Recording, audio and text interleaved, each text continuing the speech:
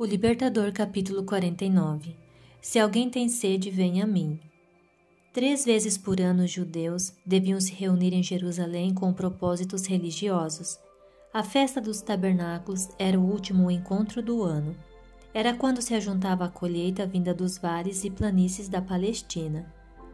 O azeite já tinha sido extraído das azeitonas e as palmeiras já tinham dado seu fruto.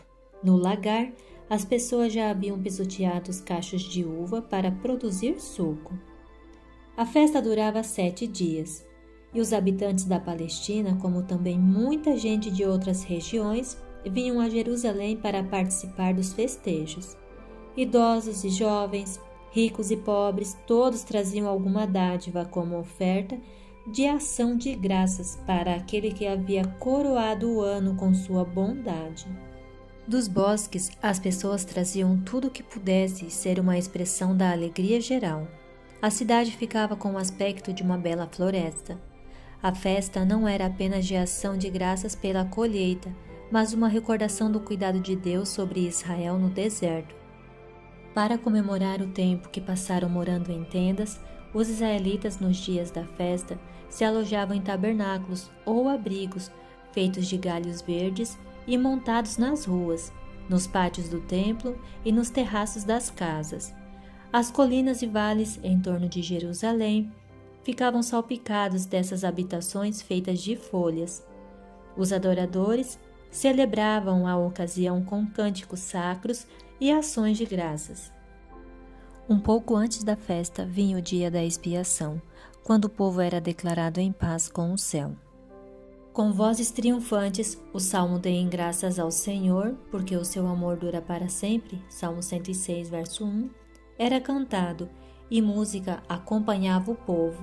O templo era o centro da alegria geral. Em cada lado das escadarias de mármore branco do edifício sagrado, o coro de levitas liderava o serviço de cânticos.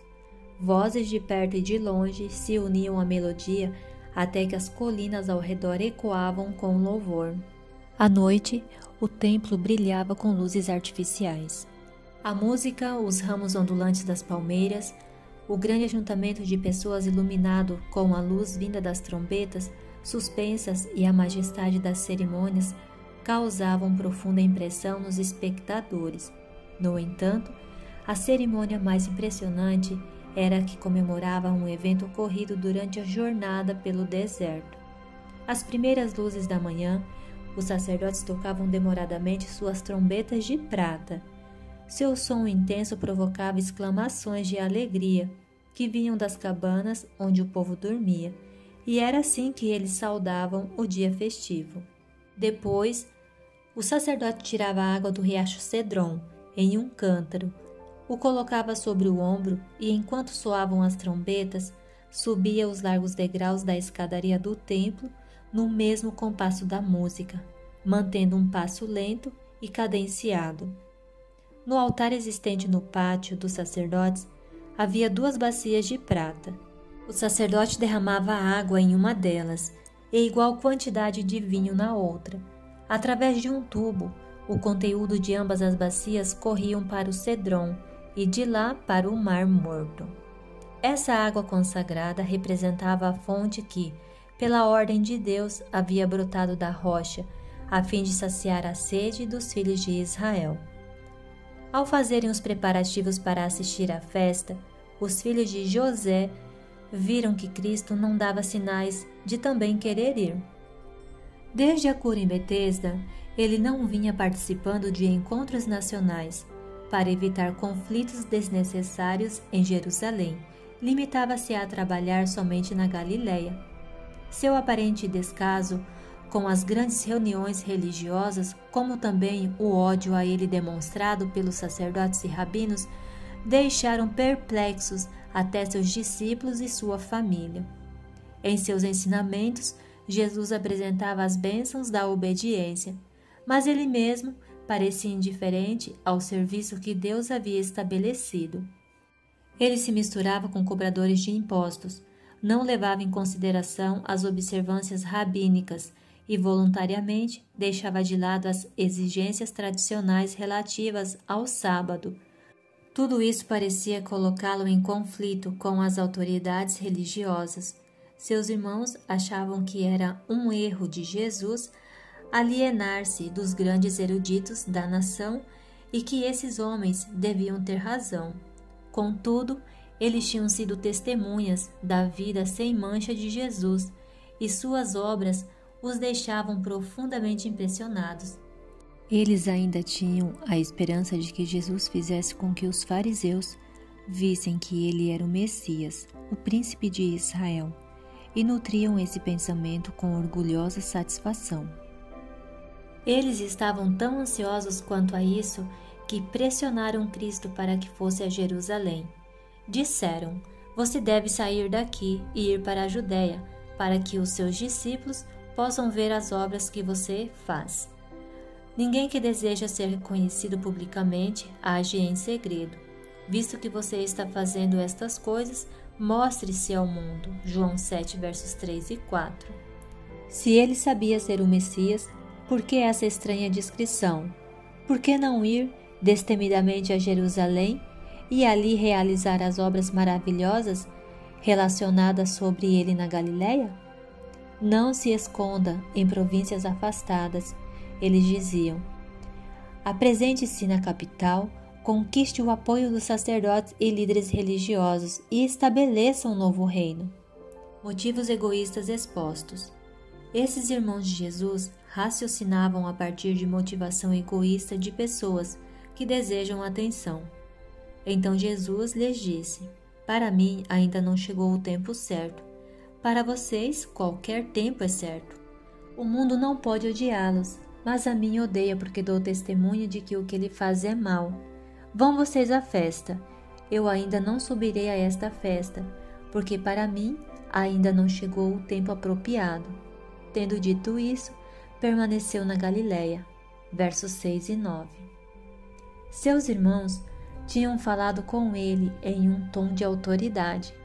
Ele lhes devolveu a censura, não os classificando entre os seus abnegados discípulos, mas com o mundo. O mundo não odeia os que têm um espírito semelhante ao dele, antes amam-os como se lhes pertencessem. Não era preciso que Cristo fosse presunçoso, nem que se envolvesse precipitadamente em situações de perigo, nem que apressasse uma crise. Ele sabia que seria objeto de ódio do mundo, sabia que seu trabalho resultaria em sua morte, mas, expondo-se prematuramente ao perigo, não seria fazer a vontade do seu Pai. Havia muita gente em todas as partes do mundo na festa dos tabernáculos, sendo que muitos vieram na esperança de ver Cristo. Os fariseus e os líderes religiosos procuraram por ele, esperando uma oportunidade para condená-lo. Ansiosos perguntaram: "Onde está ele?" Mas ninguém sabia, ninguém ousava reconhecê-lo como o Messias, mas em todos os lugares havia discussões pacíficas, porém apaixonadas a respeito dele. Muitos o defendiam dizendo que ele era o enviado de Deus, enquanto outros o denunciavam como um enganador. Enquanto isso, Jesus chegava discretamente a Jerusalém usando uma rota pouco utilizada. Se ele tivesse se juntado às grandes caravanas, a atenção do público teria se voltado para ele, e uma demonstração popular teria levantado as autoridades contra Jesus. No meio dos festejos, ele entrou no pátio do templo, na presença de multidões. As pessoas vinham dizendo que Jesus não ousaria se colocar nas mãos dos sacerdotes e líderes religiosos. Surpresos com sua presença ali, todos se calaram. Ali mesmo, de pé, convertido no centro das atenções da enorme multidão, Jesus falou para eles como nenhum homem já havia falado. Suas palavras mostraram que ele conhecia o serviço sacrificial e os ensinamentos dos profetas muito melhor do que os sacerdotes e rabinos. Sendo um que viu o invisível, falou com positiva autoridade sobre coisas terrestres e celestiais. Assim como em Cafarnaum, o povo ficou admirado com seus ensinamentos, porque falava com autoridade. Lucas 4, verso 32. Ele se esforçou tanto quanto pôde para conduzi-los ao arrependimento. Não queria ser rejeitado e assassinado por sua nação se pudesse salvá-los da culpa de um ato desses. A pergunta corria de um para o outro: como foi que este homem adquiriu tanta instrução sem ter estudado? João 7, verso 14. Tanto Jesus como João Batista tinham sido descritos como ignorantes por não terem estudado nas escolas dos rabinos. Os que ouviam ficavam admirados com o conhecimento que tinham das Escrituras, mas o Deus do céu é quem havia sido o professor deles. Ao Jesus falar no pátio do templo, suas palavras deixaram o povo fascinado. Os que tinham demonstrado maior violência contra ele agora se sentiam impotentes para lhe fazer mal. O cansaço do povo é reconhecido. Na manhã do último dia da festa, as pessoas já estavam cansadas do longo período de festejos. Inesperadamente, Jesus levantou a voz: Se alguém tem sede, venha a mim e beba.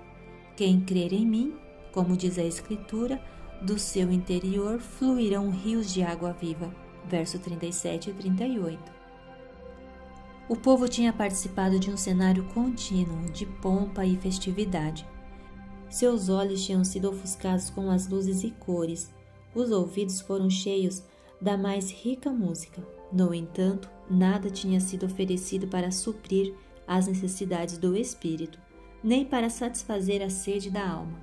Naquela manhã, o sacerdote havia realizado a cerimônia comemorativa do momento em que Moisés golpeou a rocha no deserto. Aquela rocha simbolizava aquele que, por sua morte, fazia jorrar correntes vivas de salvação. Ali, na presença da multidão, Cristo se apartou para ser ferido, a fim de que a água da vida pudesse jorrar para o mundo. Enquanto ele falava, o coração daquela gente se comoveu com um estranho senso de reverência. Como a mulher de Samaria, muitos estavam prontos para exclamar: Senhor, dê-me desta água, para que eu não tenha mais sede. João 14, verso 15. Muitos dos que ouviram Jesus estavam lamentando sobre esperanças frustradas, ou nutrindo uma dor secreta, ou procurando satisfazer um incansável desejo pelas coisas do mundo. Porém, no meio de todo o esplendor do festivo cenário, eles estavam insatisfeitos e tristes. Aquele repentino clamor, se alguém tem sede, os surpreendeu, e ao ouvirem as palavras que se seguiram, a mente deles se iluminou com nova esperança. No símbolo diante deles, puderam ver a oferta do dom sem preço da salvação. O brado de Cristo para os que têm sede ainda pode ser ouvido e apela para nós com poder ainda maior do que para aqueles que o ouviram no templo no último dia da festa. Quem tiver sede, venha, e quem quiser, beba de graça da água da vida. Apocalipse 22, verso 17.